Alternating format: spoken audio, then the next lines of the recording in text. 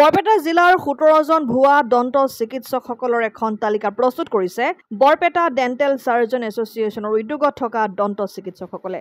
Barpeta dental সাৰ্জন এছ'চিয়েশ্যনৰ সাধাৰণ সম্পাদক doctor Moinul হকে জানিবলৈ দিয়া অনুসৰি বৰপেটা জিলাৰ বিশেষকৈ হাউলি, জনিয়া, মন্দিয়া, কয়াকুচিয়া, কলগাছিয়া আদি অঞ্চলত চলাই আছে এইসকলে চিকিৎসা। সাধাৰণ ৰাইজৰ জীৱনৰ প্ৰতি ভাবুকি কঢ়িয়াই আনিছে এইসকল ভুৱা দন্ত চিকিৎসকে। অসমৰ স্বাস্থ্যমন্ত্ৰী তথা মুখ্যমন্ত্ৰীক এই সকল ভুৱা দন্ত চিকিৎসকৰ ওপৰত অনতিপলমে ব্যৱস্থা গ্ৰহণ কৰিবলৈ অনুৰোধ জনালে বৰপেটা ডেণ্টেল সাৰ্জন এছ'চিয়েশ্যনৰ চিকিৎসকে।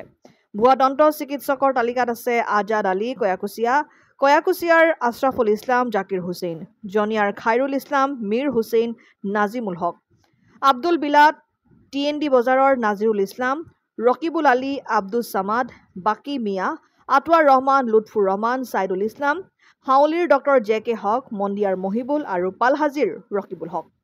মোৰ নাম ডক্টৰ মইনুল হক। মই বৰপেটা ডেণ্টেল সাৰ্জন এছ'চিয়েশ্যনৰ জেনেৰেল ছেক্ৰেটাৰী হওক।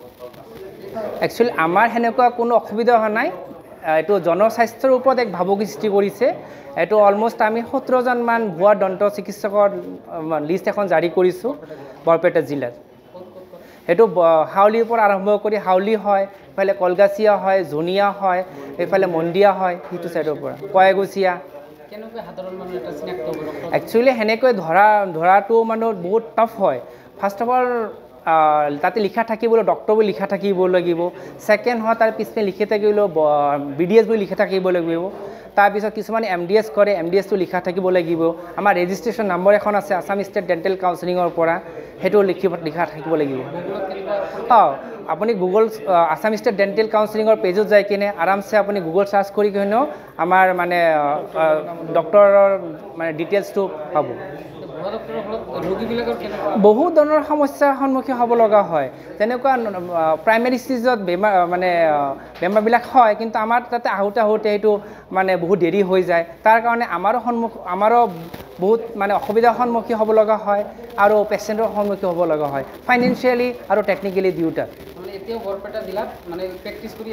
বহুত ভুৱা দন্ত চিকিৎসক আছে, বহুত আছে। কিছুমান আছে নিজৰ নামৰ আগত ডক্টৰ লগাই কিনে প্ৰেক্টিচ কৰি আছে, কিছুমান আছে যে ভাড়াত মানে ডিগ্ৰীবিলাক আনি কিনেও প্ৰেক্টিচ কৰি আছে। প্ৰশাসনক অলৰেডি অৱগত কৰাইছোঁ, ইভেন আমাৰ বিভাগীয় কৰ্তৃপক্ষকো আমি অৱগত কৰাইছোঁ।